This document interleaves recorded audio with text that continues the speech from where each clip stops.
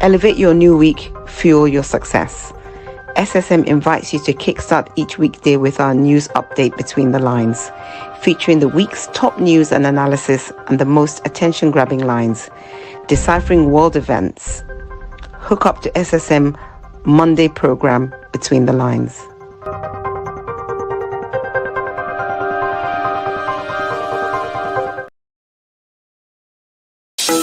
In a world where news flies around every minute, you need the ability to relate and connect with what matters and stay up to date. Schengen Story Media News Echoes program is Africans in Diaspora and at Home's leading English news network, one of the most trusted, respected sources for news updates on current affairs as they affect global Africa.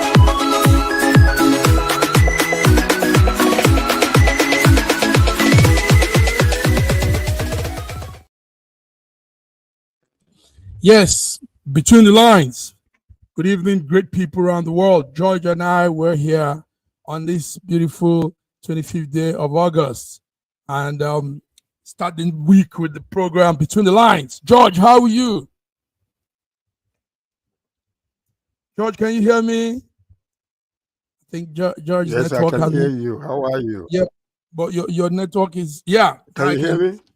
I can hear you, George. I hear you. All right, George, you're welcome to Between the Lines today, the 25th day of August. Also joining us from UK, London, UK, is our diva, Fiona. Fiona Kanu is here with us. Fiona, how are you? Oh my God, Fiona is here today. Yeah, Fiona is here today. Wow. It's good to see you guys. Hello everyone. Hello, Sir George. Hello, Massive Mac. Wow. Yeah. Good to see you, Fiona. It's good to see you. How All right, are George, you? George, Fiona. Thank you. This is that week starts program we do have Between the Lines, and those words we use is kickstarts each week with our news updates, featuring top news analysis, deciphering world events. So this is it. We've come to do this today, and it's good to see you guys. Let's start with something interesting. There's something interesting happening, guys. Our president has been moving around. He was in Japan, and now he's in Brazil. Let's talk about the Japan thing, George. Our president was able to meet with the Japanese leaders, and something came out of it that sounds interesting. He was able to negotiate a hometown for Nigerians willing to live and work in Japan. I don't know if you have that story, George. Do you have that story? Well, I think we talked about his visit to Japan last week. Mm-hmm. And, the hometown thing. Yeah, the hometown thing, but we didn't have the details of everything pertaining to. Basically, that's what we have. Yes. So what is there is that there's a town called Kasaruzi. You see some pictures flying there. Kasaruzi is a city located inside a corner in Japan, and somehow the Japanese people have said, let this city become where Nigerians and Africans can now reside. So they are making it specifically for foreigners living. What do you have, Fiona? Do you have that story? Did you hear about it? I'm not really clear on the details. I mean, for me, I like the idea. In theory, is okay as long as it doesn't become ghettoization of Africans or Nigerians or whatever. Then it's fine. As long as it doesn't become an area of deprivation. As long as it doesn't become an area that's going to be looked down upon. Then I don't really have any negative things to say about it. But I don't think creating a conclave within a country for a group of people, to me, it sounds like something that could potentially be a problem down the line. But, as I said, I don't have really clear details on why that has happened. But I would never be one to really support a group of people being in just one particular area. I don't think that helps with diversity. I don't think it helps with equality, and I don't think it helps with inclusion. So I'm not really sure where that's all going. Okay. Good one, Fiona. But let's talk about now. Let's not really focus on the Kasaruzi thing. Let's talk about human expansion and locations and territories.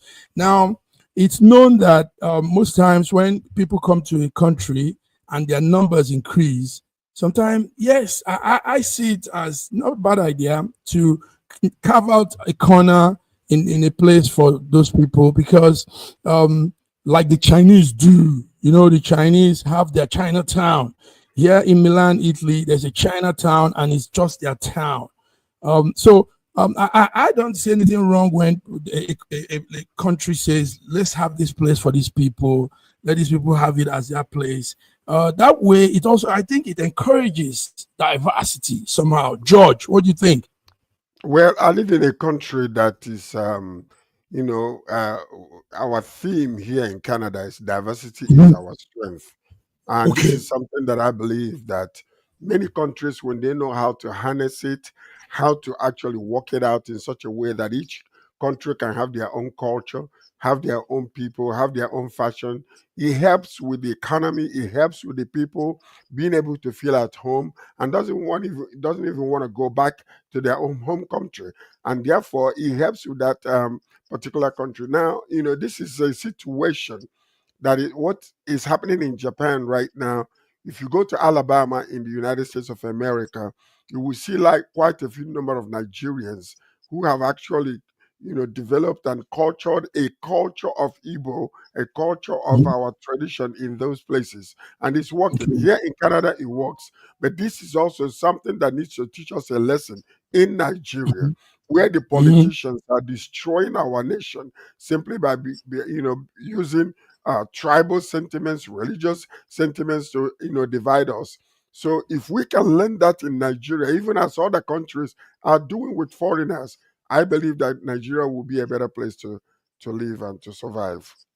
Yes, George, but there's something I want to say about Nigerians. Do you know, so far, I think Nigerians are one people that accept foreigners. We kind of embrace of strangers. We let them live with us happily, Fiona, don't you think so? Because growing up, we had all of these foreigners around and they were like Nigerians themselves. In fact, some of our officers, some of our politicians, if you guys don't know, are foreigners, We've had an AIG police top man that was not a Nigerian, and he flew like a Nigerian. Fiona, diversity in Nigeria, is it looking good? I think, there are a lot of, I think with the background of colonization that we have, I think that you will find some areas where I don't know whether I would refer to it as diversity or inclusion. I think I might refer to it almost like worship almost. So yes, in some areas, in some echelons, yes, but sometimes when you see things like having specific schools where Nigerians are not allowed to attend within Nigeria, it's actually quite concerning. So I hear what you're saying, but I don't think it is a clean sweep across the board. I think that actually in some places the colonial mentality has been allowed to aid in little pockets. So yeah. Okay, before we continue, let's bring in our man Olayinka Raji. Raji, it's good to see you. Welcome to Between the Lines today. Yeah, I'm glad to be here again. Good evening, guys. Good evening. Welcome, Raji. Viewers around the world. Yeah. Yes, you're welcome. So Raji, the small thing you just missed is we're talking on that the last visit of Tinubu to our president Bola Ahmed Tinubu to Japan. And we're talking about that that new development where the Japanese government says they mapped out a place, Kasaruzi town is sitting in Japan, and they say now Nigerians and foreigners can have this as their own sport. So that's what we're talking about. What will you add before we move on? What will you add to that? I don't think it's something to dance and jump around about. Mm. I think it just, yes. I don't think it's because of his presence that the place was declared an African village or a Nigerian village. Okay. Let me just add to what Ola Encourage is saying. You see, we're laughing at this, but there is wisdom behind what he's saying. Last week we were looking at some of the places in Japan. Some villages are empty. Some villages, many towns in Japan are empty. And as a matter of fact, we talked about a man who devised this psychedelic idea of building what do you call them? These little, not robots, but toys that they put all over the place as people hanging around the bus stops, holding hands and walking, putting them in parks and all that kind of stuff. This particular place was inhabited so many years ago with thousands upon thousands of people. Right now, you only have about, less than 50 people in the whole entire place. Can you imagine that? And the town is empty. So when Japan is doing this, they know they are being strategic in trying to open up the door for people to come because their population is going down drastically. Most of their elders are dying off, and the younger ones are leaving. They are leaving the country and moving to major cities. So now, for them to bring foreigners to take over some of these other places is to their own advantage because they're going to be able to pay taxes. They're going to be able to, bring their own knowledge and intelligence, to continue to foster these villages that are emptying out of people. So, I'll encourage you. You are right. We laugh at it, but there is wisdom in what you're saying, and that's what I believe they did. So thank you. All right, George. Thank you. So, viewers, that's it. Japan is open. Those of you in Nigeria, Africa, that wants to relocate, Japa, like you call it. Japan is open for you. There you go. So let's come to the present situation. Tinubu arrives in Brazil this morning on a state visit, and we heard he's going to be there for some activities. He flew in from Los Angeles, United States. Raji, let me start with you on this one. Our man is globetrotting. Check that the distance from these two ends, Brazil, Japan.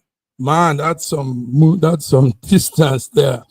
What will you say, Raji? The president is moving around.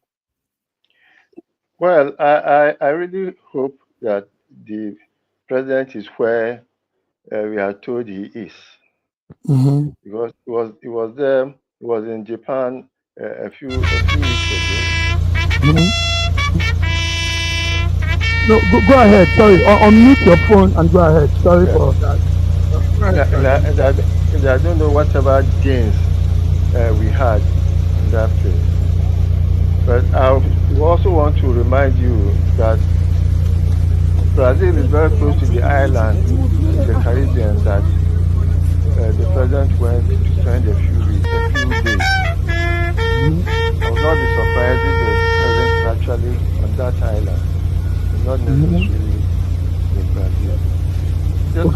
Just my because I don't. He's been there in Brazil a couple of times, and hopefully what happens to us is that we only get the news that the news want us to get. I really hope that he's in Brazil and that is going to be beneficial to Nigeria. Also, a lot of all those jump around hasn't been. Yeah. So, viewers, what you're seeing is the arrival activities of our president, Bola Ahmed Tinubu, in Brazil.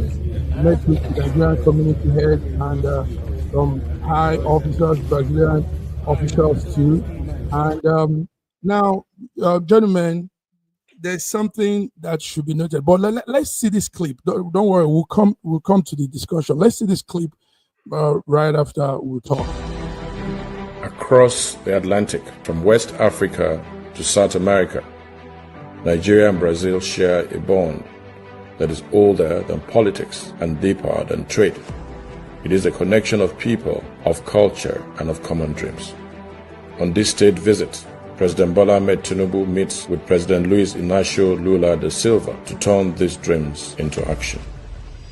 Brazil, Latin America's largest economy and an agricultural powerhouse, now join hands with Nigeria, the largest nation in Africa, to unlock new opportunities. Together, we are shaping agreements that put food on our tables, jobs in the hands of our young people, and new energy into our industries. From the Green Imperative Partnership, GIP, a US $1.1 billion initiative aimed at supplying 10,000 tractors and 50,000 pieces of equipment to be assembled in Nigeria. A project estimated to provide about 100,000 direct jobs and over 5 million indirect jobs. A program anticipated to advance agricultural mechanization and food security in Nigeria. From this to... Let's cut it there. One thing we do on SSM is to portray our country, Nigeria, in a very positive light. But I have this question, gentlemen. There's this question here. Brazil has almost similar economy with Nigeria, but Brazil is far ahead. GDP, everything, development, and we can match up to these people. Don't you think so, Fiona? Don't you think we can be like Brazil or even more than Brazil, Nigeria? We can probably be the greatest country in the world, to be honest, from every aspect. I think if our resources are used well, if our policy is planned well, if, everything that we have is harnessed properly, our music, our fashion, everything, we could probably be the greatest country in the world, probably, but it has to be harnessed right. The mechanics in place have to be right. We have to have power supply. We have to have affordable power supply. We have to have food stability. We have to have everything that we need. So there's a lot of work to be done for us to be the great country that we deserve to be. So yeah, we could be, but let's talk about our reality right now. So yes, absolutely. There's no reason why we couldn't be, but it's all well and good to talk about but what about the basics? Let's sort out the basics first. Let's get right policies in place. Let's have power supply. Let's have water supply. Let's have good transport. Let's have road links. Let's have all the things that are required in order for us to be able to increase our GDP to export and all the other things that come with it. So it's okay to talk about it in a utopia, but where we are at the moment, there's so many things we have to resolve before we can be that great, to be honest. Strong talk. George. So, yes. Nigeria, Brazil. Nigeria and Brazil, and there's a very strong tie between Nigeria and Brazil. We know if you go there, many Yoruba people, they have their culture, their religion very strong in Brazil. So this 2-day visit is aimed at strengthening our bilateral relations with Brazil. And part of the agenda, they said, includes high-level meeting with the President Lula da Silva, discussions on aviation, agribusiness, security, and trade, and signing memorandum of understanding. Another one, including a bilateral air services agreement for direct flights between the two continents or the two countries per se. So it is good. It is good. Listen, I'm just wondering, 40 days after the last visit, when President Bola Ahmed Tinubu was there. So this one is deliberately distinct and different. It's a state visit. So I applaud that, as much as, you can know the frequency of travel. Many critics are saying that this marks Tinubu's 40th international trip in 26 months. 26 months. 40. And if you begin to break it down in dollars and in naira and dollars, how much is costing the nation for these visits? Is eye popping. Is beyond comprehension. But the fact is that international trips in 26 months with cumulative 181 days spent abroad. 25% of his presidency so far is spent outside of the country. So now if eventually all these MOUs will begin to yield, profit for us, Results. then we will Proceed. applaud him. Because I know the ADC, were criticizing him on all these excessive trips and the number of people that are going with him and the amount of money being spent. So Tinubu's was, he was just there 40 days. I mean, I think it was about 40 days ago, whatever the case might be. But what we're saying is Tinubu was a businessman and is still a businessman. So most of the decisions he's making in international business, which is what he centered after his governorship of Lagos State, is all about business. So if he's traveling so much, let us keep our fingers crossed and hope and pray that it will yield incredible fruit for Nigeria Right, George. eventually. But I Thank you. applaud the relationship between a place like Brazil and Nigeria, because those are the two major major countries when it Black comes to nations. population. Developing. Yeah, thank you very Yeah. much. Yeah, Reggie, go ahead, Reggie. Mhm. I really want to know the business that Tinubu is doing, as mentioned by Sir George. Yes, honestly, Well, okay, because can I yeah, can I can I yeah, go okay, ahead, go ahead. as a businessman, Hmm. his interest is actually bringing businesses to Nigeria. And I believe, as a president of Nigeria, he wants the welfare of our country. He wants to increase our industries. He wants to be able to, have a bilateral relationship with these countries where we can begin to No, ship no, some no, of the no, things. no, no, Sir George, Sir George. I just wanted the Mhm. business he was doing. Mhm. Business, Our what business. business is Tinubu? Well, Yes, he has a what business? refinery in Malta. I mean, they're saying That it's that not that that safe. that belongs to another Wale Tinubu, if there is indeed a refinery, and that No, no, no, wasn't no. that wasn't But who is the Tinubu's foundation of business. it, though? It was put in Wale Tinubu's this thing, but it's Tinubu's own. It's Tinubu now. Okay. Okay, So, Let's talk so I can about see the some Brazil business there. comparison. Yeah, George, Reggie, go ahead. Go ahead, Reggie. No, I just got more clarity from George about the business that Tinubu was doing since he left Mhm. governance. Yes, oh yeah, he's been doing a lot of Okay. businesses. There are some interesting. that we Mhm. cannot talk Mhm. about because they say it is something different. We're not going to talk about that because that's an allegation we cannot confirm, Mhm. Mhm. strictly Okay. by any, Anyway, so that belongs. let's look more into some good results from the visits. Like we said earlier, Fiona was telling us, Nigeria and Brazil have almost so many things in common, similar things, and but Brazil is way ahead of us, and but we can catch up. We can catch up. We Really? can. Yes, hopefully we can. Okay. Yes. So, so Raj, you don't have anything to say about the visits, the trip? So, like I said before, he was there a few weeks ago. Mm-hmm. Well, I would have been more interested if I had known the people he went with To meet to again. Brazil this time, the Okay. people in his team. Because Okay. I don't think he went with any powerful economic or industrial delegation. I would have been interested in that. I don't think the governor of central bank is part of them. I'm not really sure who and who are on his team. Yes, unless it's a one-man show that he's No, I about think to do. what's her name was involved. I saw her picture there. Uh, Yes. the The Minister of mini Foreign the Affairs. well That she has to okay. be there. Now, She is a, Bianca yes. Ojukwu. Bianca has to Mm, be there as that's her office. She mhm. goes around most times with the president. Okay, gentlemen, let's come to something very serious. And but before then, we take a break. But before we go on the break, there's this news that just flew in. 4 journalists among the 15 people killed Israel this morning. Israel strike on Gaza hospital. Raji, I saw you wrote something there. Yes. More strike when we thought it will begin to reduce. These No, but strikes are but but Israel's attack on medical personnel and journalists is deliberate. It's all been okay. deliberate. You see, no, no, no, no.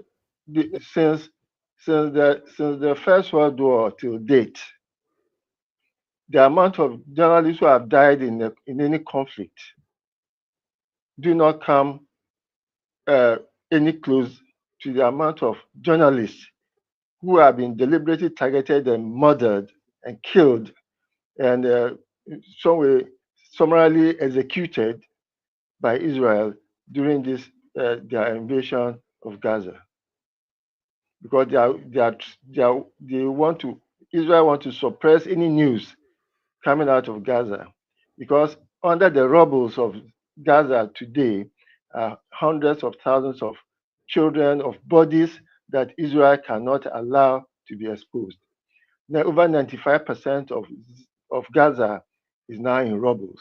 You can't imagine the number of people who are still under the rubbles, who are still being, which Israel is trying to make sure that it's not exposed.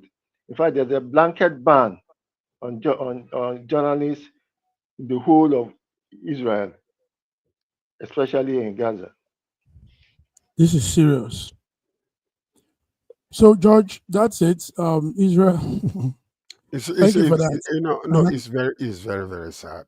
It's a deliberate attempt to ensure that journalists are not in that place to report the atrocities that are taking place. It is so sad that humans are treated like animals. Humans that have breath, have spirit, have souls are treated this way, all for the sake of what? It is so sad. We're not even taking account anymore of of the number of children that might be buried in this rubbles. It's heart wrenching when you think about it, and it makes you want to cry. And I believe that they are deliberately targeting these journalists to discourage others from going there and reporting what is really happening. And it saddens my heart when I think about it.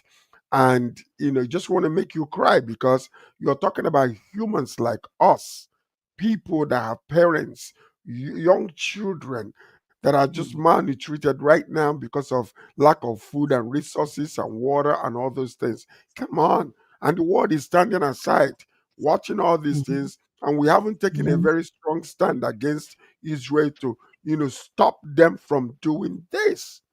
It is very, very sad. It's the U.S. and Western countries, the U.S., especially the U.S. See, what there have not been a time in history of man that the morality has been so debased. Oh dear. There's not. Yes. Okay, gentlemen, it's okay. Let's take a short break. We'll be back. Viewers, you are listening to Between the Lines. We are here on this 25th day of August. Let's do a small break. We'll be back. Thank you.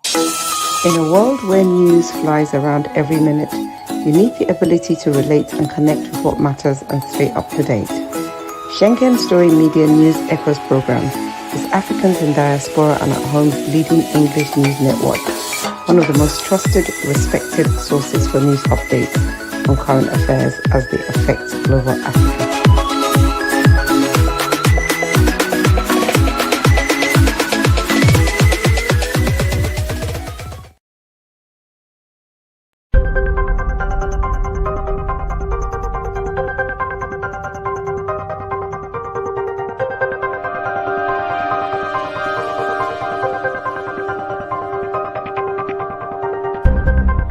Elevate your new week, fuel your success. SSM invites you to kickstart each weekday with our news update Between the Lines, featuring the week's top news and analysis and the most attention-grabbing lines, deciphering world events. Hook up to SSM Monday program Between the Lines.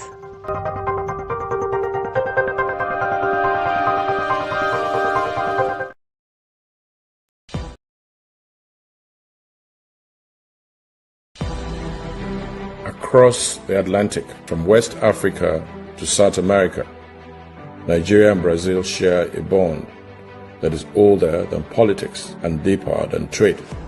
It is a connection of people, of culture, and of common dreams. On this state visit, President Bola Ahmed Tinubu meets with President Luis Inacio Lula da Silva to turn these dreams into action. Brazil, Latin America's largest economy and an agricultural powerhouse, now join hands with Nigeria, the largest nation in Africa, to unlock new opportunities. Together, we are shaping agreements that put food on our tables, jobs in the hands of our young people, and new energy into our industries. From the Green Imperative Partnership, GIP, a US $1.1 billion initiative aimed at supplying 10,000 tractors and 50,000 pieces of equipment to be assembled in Nigeria. A project estimated to provide about 100,000 direct jobs and over 5 million indirect jobs. A program anticipated to advance agricultural mechanization and food security in Nigeria. From this to fresh investments that will boost local production and create opportunities. This state visit is about making life better for ordinary Nigerians and strengthening the ties that connect us to Brazil. Nigeria and Brazil are more than partners. We're two nations with one vision, building bridges of opportunities across the Atlantic and carrying our people into a future of shared prosperity. This is the promise of partnership. This is the meaning of President Tinubu's state visit to Brazil.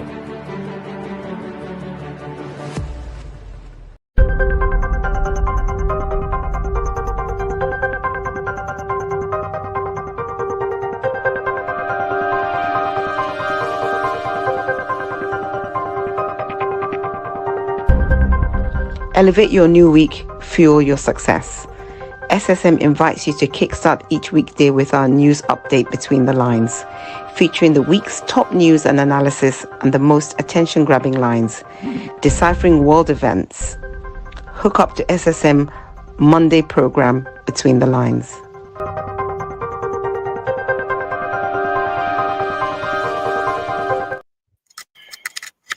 Yes, you are welcome back, viewers. You're welcome, George. You're welcome, Raji and Fiona. Yes, also somebody's joining us very soon. Now, gentlemen, there's a man making waves now. He's talking and he's talking really loud. The president of that organization called Economic Freedom Fighters, EFF, Julius Malema. He was in Nigeria during the weekend. And he's saying things, intelligent opinions he has. But before we continue, let's bring in Diva Lady Malene. Lady Malene, you're here too. Can you see us? Can you hear us?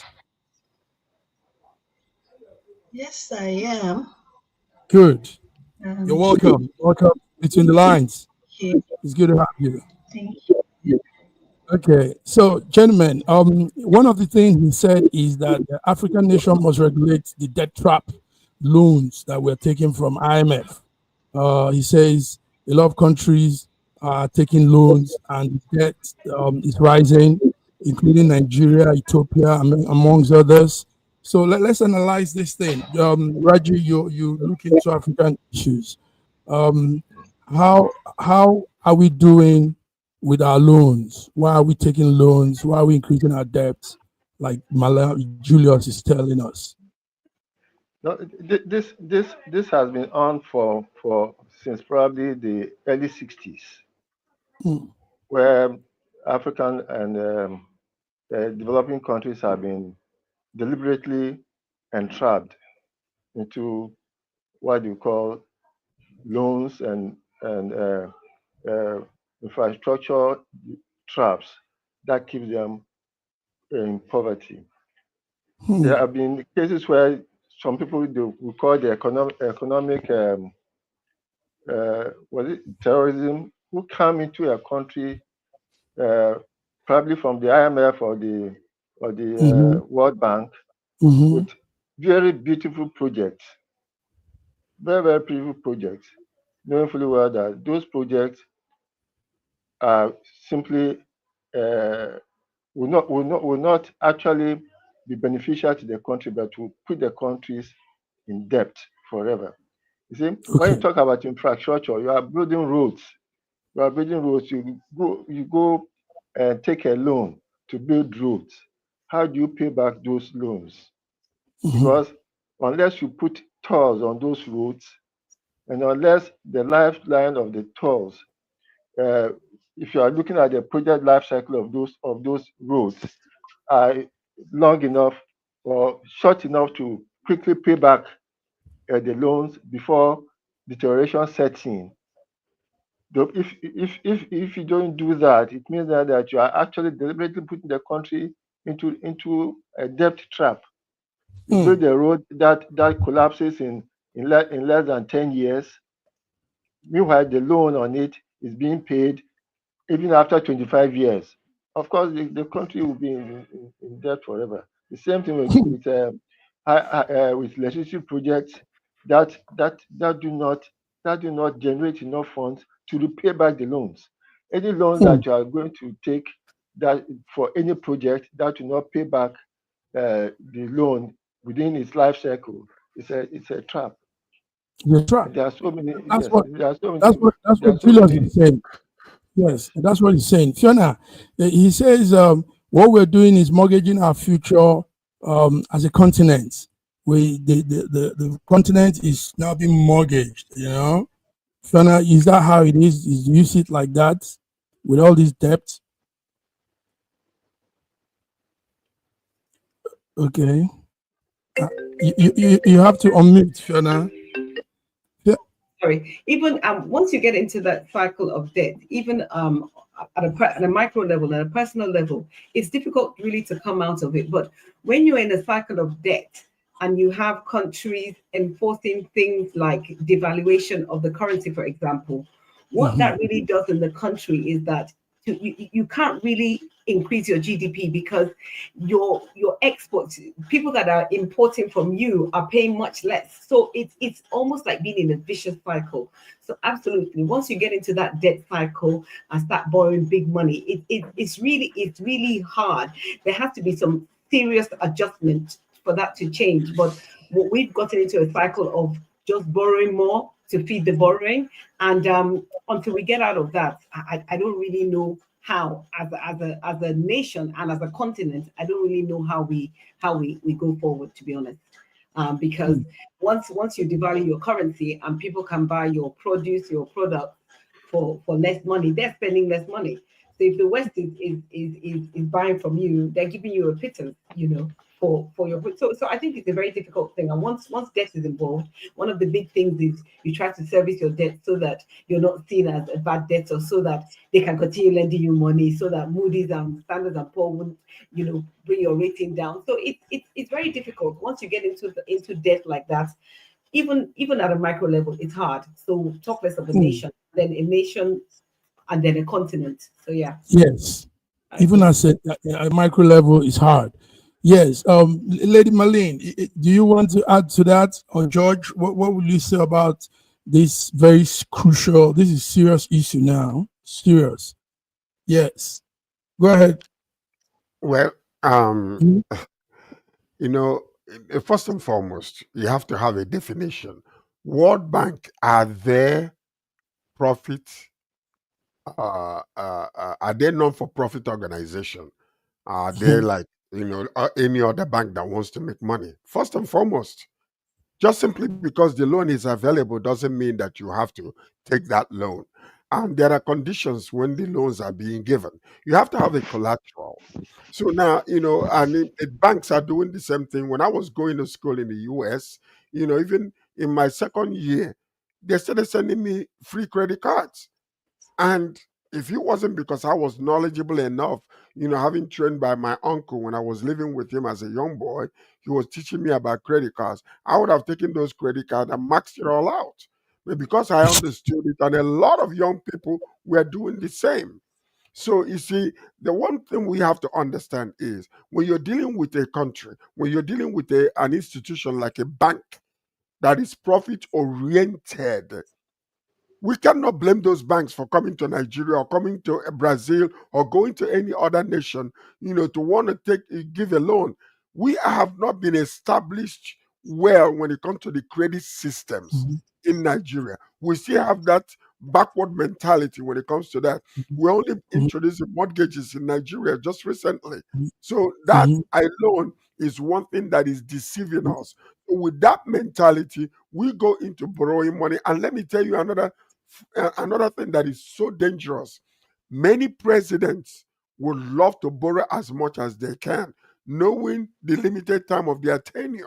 Because what they're doing, they will make themselves feel good, not to struggle, not to suffer, not to go into trying to bring industries or change the economy. When they borrow this money, they know that after 8 years or 4 years or 8 years, they're gone. So now the nation is in debt. And that is one major issue that we are facing. So the more they, we're talking about last week, we were discussing about, what happened with, the loans, how we can increase this and increase that.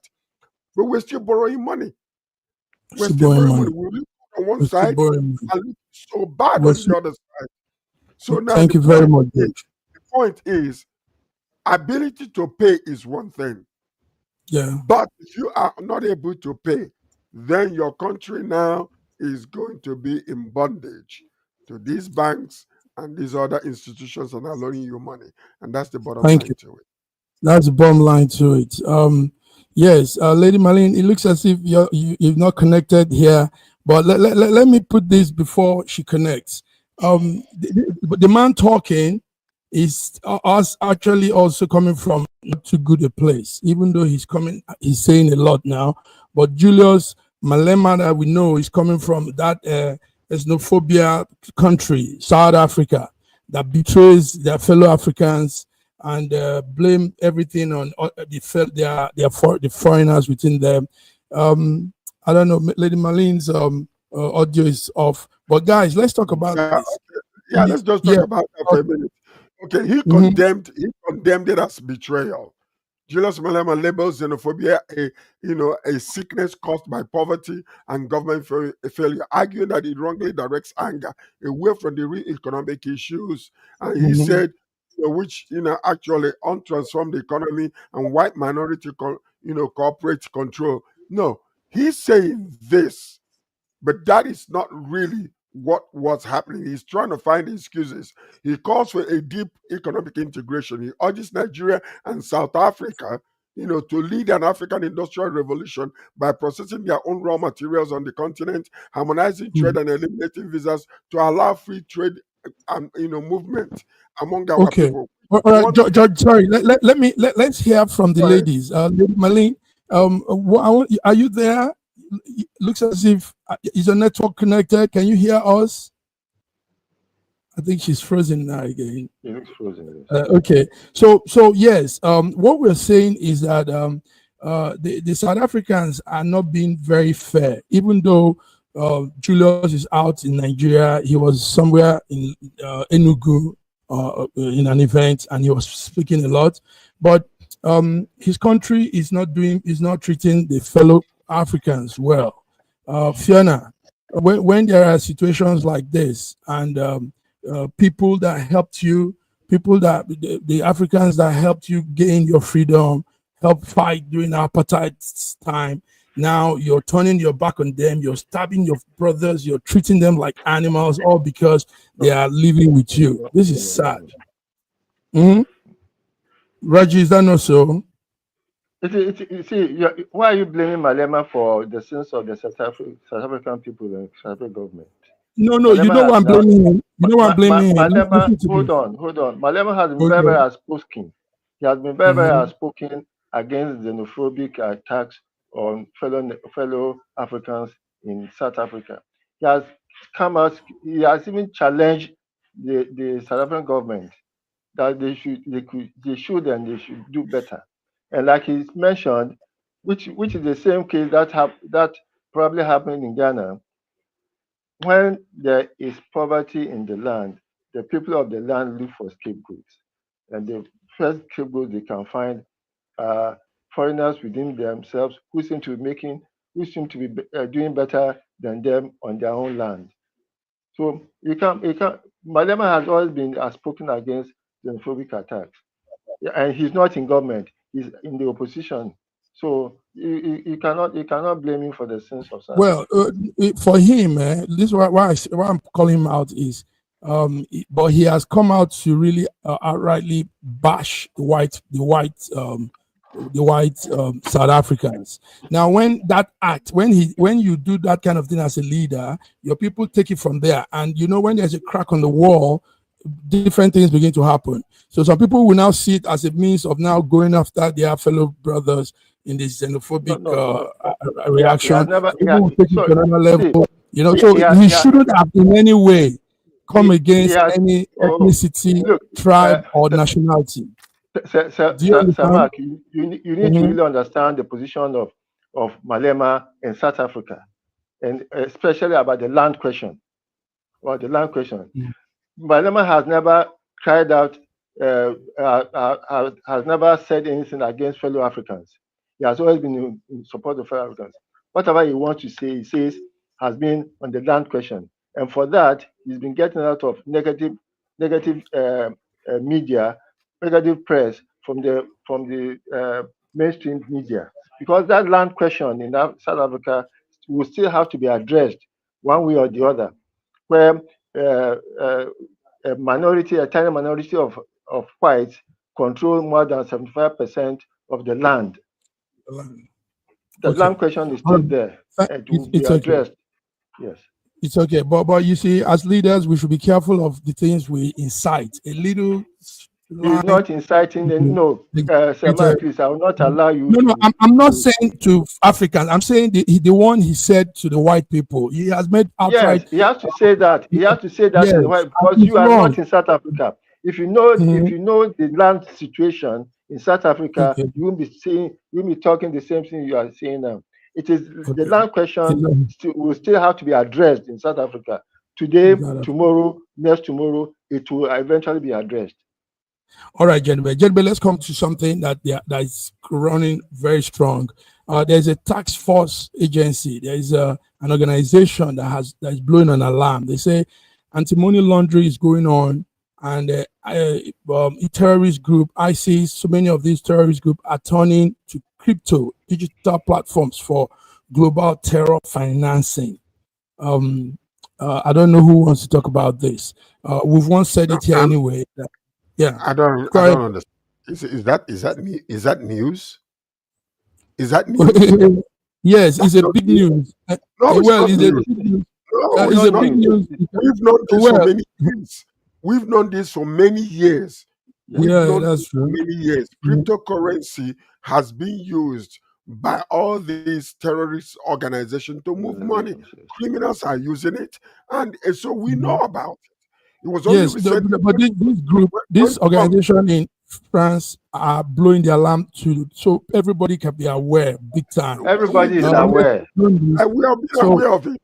It's not everybody is aware. And now it is also very easy. You can control cryptocurrency in your country if you want to. It may not be controllable in Nigeria because even the people in power are using it to launder money. Yes, they are. Even in our country, they're using it. Our government officials are using it to move money around. Boko Haram is using it. Everybody is using it. Terrorist organizations around ISIS, they are using it. It's not news for us. So we've known this for many years. And that is the main reason why a lot of proactive governments are not supporting it. But until Trump came in and started, really, advertising it as because he has his own too. He has his own too. Trump coming. So that's what it is. We've known this. It's not news to us. Thank you, George Kiraji. So that's it. Serious issue there, but it's not new to many people. But the alarm is being blown around now. Digital platforms are being financed are being used to finance terror operations. Gentlemen, let's begin to crop it up.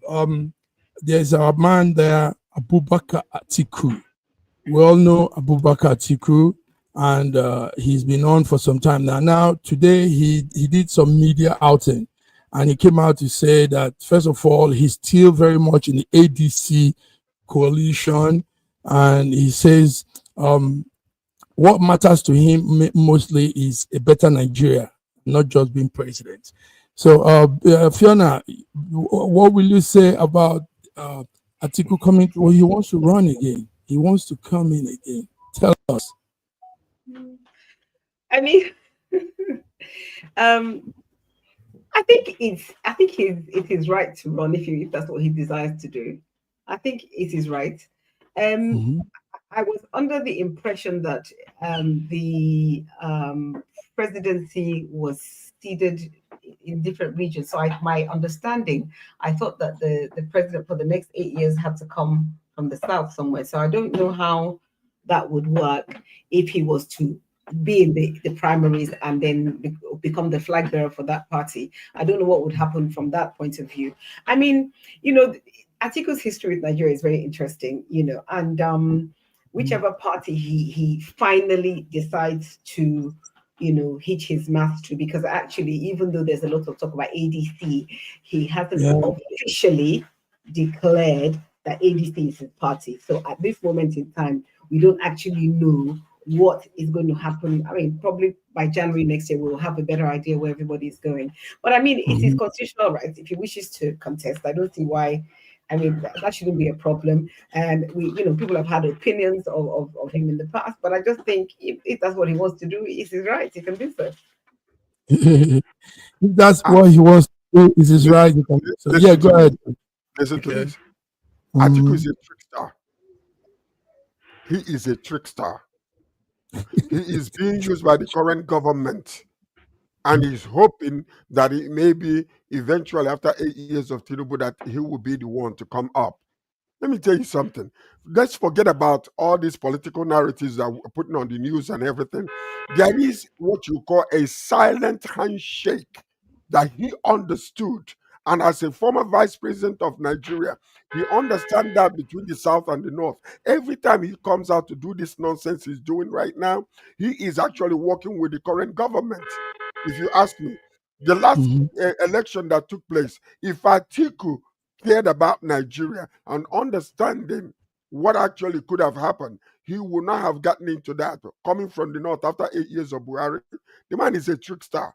So I believe that he's being paid, and I'm saying it openly, that Atiku coming out again in 2027 to run in order to, not to allow any other person from the South is a trickster. He knows what he's going for, but I believe that Nigerians are open, their eyes are open, that they will not allow that man to be the president in Nigeria. He's a trickster. That's interesting. Yes, it is.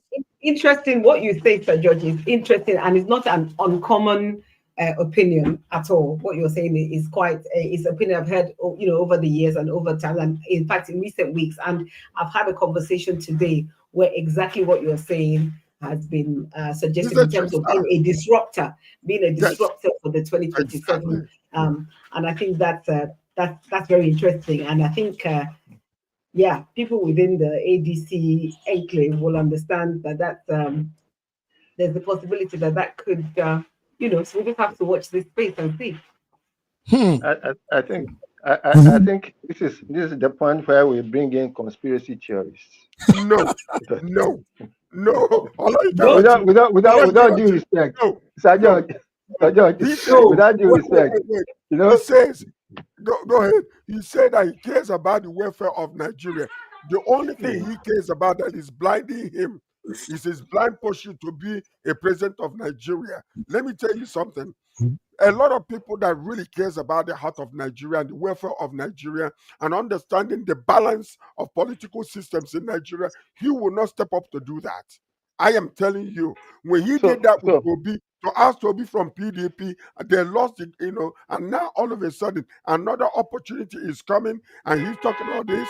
If Atiku actually comes up again, he is a trickster, and I'm openly. Okay, let's hear Raji. Raji, go ahead. It seems as if my conspiracy theory idea is not acceptable to all concerned. But let me put my hope. Well, I mean, let me go back to 2023. We know for a fact that that is actually something that he's done before. He's actually disrupted what was clearly and what was already a foregone conclusion with what happened in the ADC primaries in 2023. So actually, to be honest, he has actually done that before. We know this for a fact. With PDP, you said. Okay, let's hear the conspiracy theories. Yes. Let's hear. While I do not really think that Atiku is disrupting anything. I believe that yes, he has been promised the presidency by his marabout, by his spiritualists. Prophet, yeah, that's but unfortunately the timing is off. If he had been a presidential material, he would have bided his time and run with Obasanjo for 2 terms and easily become the candidate for the PDP after Obasanjo's tenure. But because the gods are against him, because I'm sure he'll be a pestilence onto the country if he becomes the president of Nigeria. The gods of Nigeria are against his ever becoming president, and he will never be president, no matter how much he does. Even after 2031, he will not be president. His time is past. Yeah, just to buttress your point, I think this thing about his cleric or his marabouts that promised him leadership. My feeling, and I've discussed it with other people before, is that his leadership was the deputy presidency, and I don't think there's going to be anything more than that for him. So I align with what you said there, Saraji. I think I agree with that. I agree with that. This one is not conspiracy theory. Facts. You said it, facts. All right, gentlemen, we have done it. Beautiful outing here. Beautiful. We have good numbers too watching us. George, thank you. Is there anything anybody wants to say before we go? Any last word for today, Fiona? Have a good week, everybody. Stay safe, stay healthy, and look forward to being here sometime soon. Wednesday. Nice. Wednesday. Okay. Yeah. Well, this is Raji. Go ahead. No, mine is still about Gaza. About Gaza.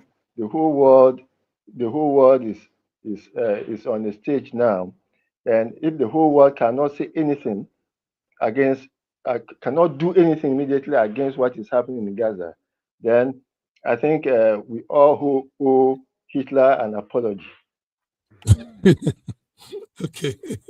All right, Judge. Okay. Anyway, my own thing is my own beloved Federal Republic of Nigeria. I just want to continue to bless the nation. I continue to ask God to grant wisdom to our president and all the leadership in our country, extrication and the removal of corruption, so that our country will rise to that place that we need to do. Tinubu, you are calling us to come back home. Sir, please make the environment conducive. Give us some light and good roads and just water and light. We will be okay. We'll come back to help you in Nigeria. Come back. Please do that We'll for come us. Back to you. We'll come back to help you in May God Nigeria. bless Thank the you, Federal George. Republic of Nigeria. Thank you, George. Thank you, everybody. So till we come again on Wednesday, have a beautiful week. God bless you all. Bye-bye.